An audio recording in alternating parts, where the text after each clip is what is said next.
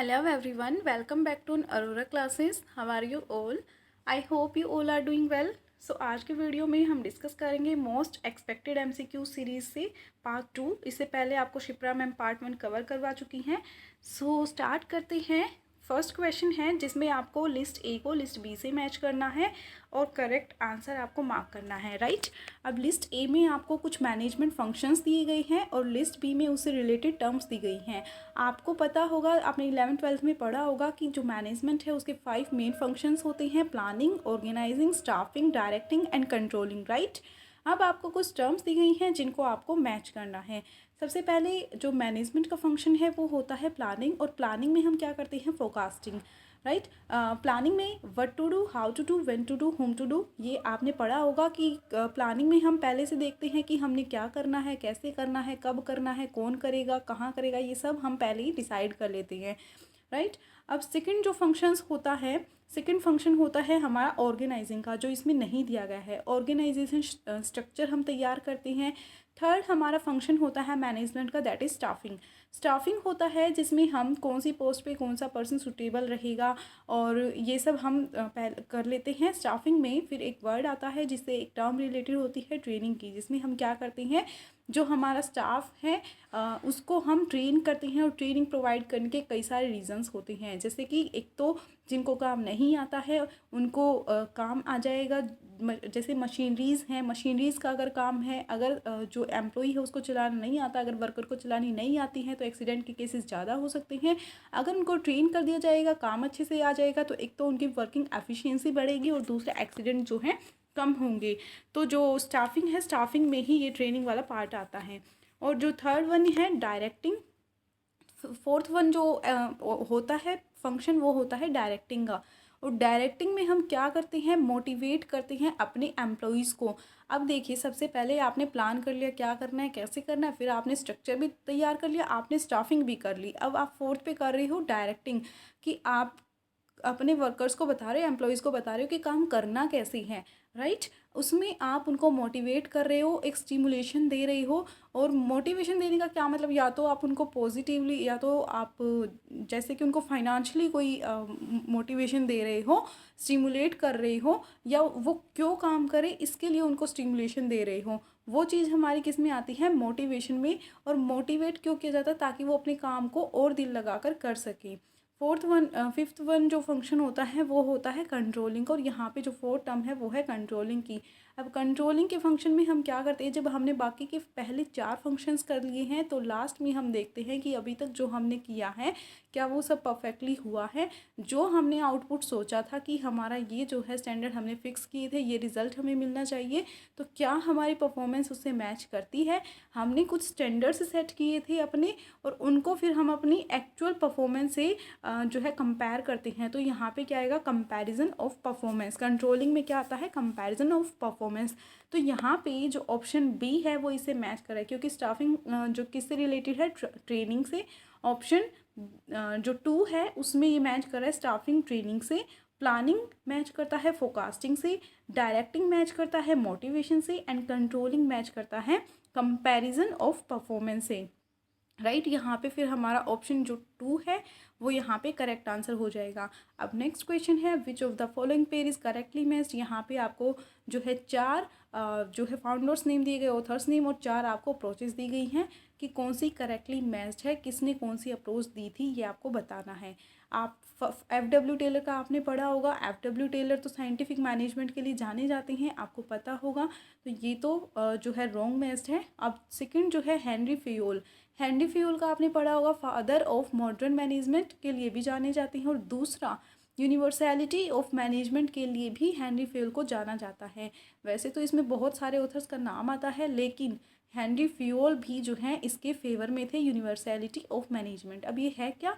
क्योंकि देखिए, कुछ ऐसे थे जो मैनेजमेंट में ये मानते थे कि जो मैनेजमेंट है वो एक यूनिवर्सल है, यूनिवर्सल प्रोसेस है, कि हर जगह चाहे कोई छोटी बड़ी जैसी भी लेवल की ऑर्गेनाइजेशन है, मिलिट्री है, स्कूल है, कॉलेज है, हॉस्पिटल है, या जो मर्जी भी ऑर्गेनाइजेशन है, हर जगह जो है मैनेजमेंट होता है। तो इसको हेनरी फेयोल भी मानते थे। तो ये चीज़ यहाँ पे करेक्टली मैच्ड है। एल्टन मायो ने दी थी, एक मैरी पार्कर फोलेट है वो जो है उन्होंने दी थी ह्यूमन रिलेशन अप्रोच, राइट। और ये क्या है, यहाँ पे एक चीज़ इम्पोर्टेंट है, एग्जाम में पूछा जा चुका है फादर ऑफ मॉडर्न मैनेजमेंट के बारे में, और जो मैरी पार्कर फोलेट है उनको बोला जाता है mother of modern management, right. Mother of modern management बोला जाता है मैरी पार्कर फोलेट को, ये एग्जाम में पूछा जा सकता है, आप इसको नोट कर सकते हो।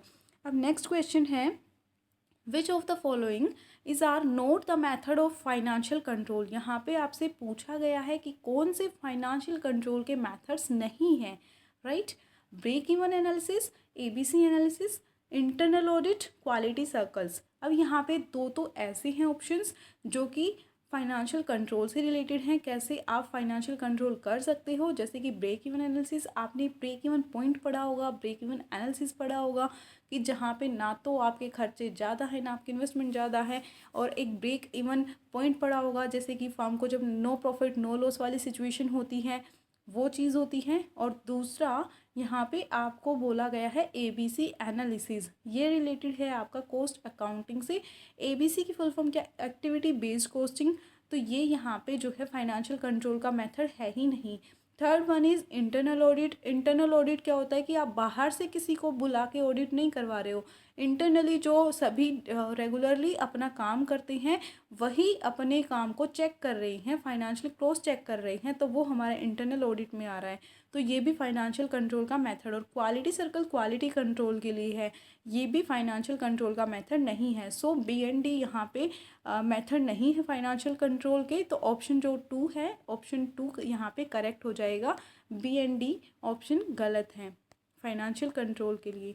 अब नेक्स्ट क्वेश्चन है, BARS, a scale constructed to measure the effectiveness of organisational process with particular reference to behavioural exhibit stands for. यहाँ पे आपको पूछा गया है कि BARS की फुल फॉर्म क्या है, ये आपने पढ़ा होगा परफॉर्मेंस अप्रेजल के लिए, जहाँ पे हम क्या करते हैं, एम्प्लॉयज़ को रेटिंग देते हैं। बिहेवियरली एंकर्ड रेटिंग स्केल यहाँ पे उसकी फुल फॉर्म है, behaviourally anchored rating scale, option C यहाँ पे करेक्ट है। अब ये क्या होता है बिहेवियरली एंकर्ड रेटिंग स्केल, जहाँ पे हम अपने एम्प्लॉयज़ को रेट करते हैं कि अगर उन्होंने एक पर्टिकुलर जो बिहेवियर किया है वो आउटस्टैंडिंग में आता है तो हम उसको आउटस्टैंडिंग की रेटिंग देंगे। अगर एक मॉडरेट बिहेवियर है हमने जो फिक्स किया हुआ है तो उसके लिए हम उसको मॉडरेट जो है रेटिंग देंगे, और अगर तो उसकी परफॉर्मेंस, अगर तो जो एम्प्लॉय है उसका बिहेवियर अच्छा नहीं रहा है तो हम उसको पुअर रेटिंग देंगे। तो यहाँ पे जो है बिहेवियर के अकॉर्डिंग जो रेटिंग दी जाती है वो इसमें आता है BARS में, परफॉर्मेंस अप्रेजल, जिसमें हम एम्प्लॉय को रेट करते हैं। और यहाँ पे करेक्ट ऑप्शन है C, behaviourally anchored rating scale. ये मेथड है किसका, ये मेथड है परफॉर्मेंस अप्रेजल का। अब नेक्स्ट क्वेश्चन है, which of the following represents the influence of a rater general impression on ratings of specific rating qualities. यहाँ पे आपको कुछ दिए गए हैं, जैसे कि जब कोई रेटर है जब वो रेट करता है, अगर उसके माइंड में पहले से कोई पॉजिटिव या नेगेटिव है एम्प्लॉय के लिए, या जो पर्सन उसके सामने है जो उसको जिसको रेट करना है, तो उस पर क्या इम्प्रेशन रहता है रेट देने वाले पे, उसके बारे में यहाँ पे आपको बताना है।